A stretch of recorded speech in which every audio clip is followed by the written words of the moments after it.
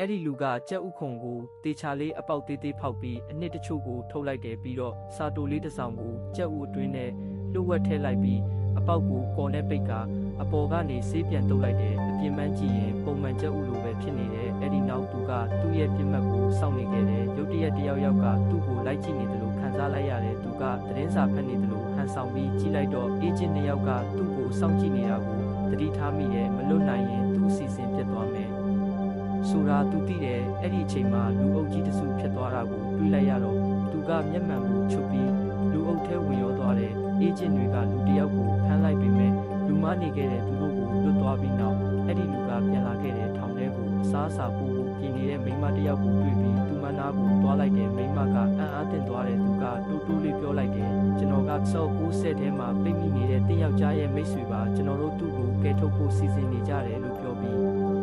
ကျက်ဥကိုအထဲယူသွား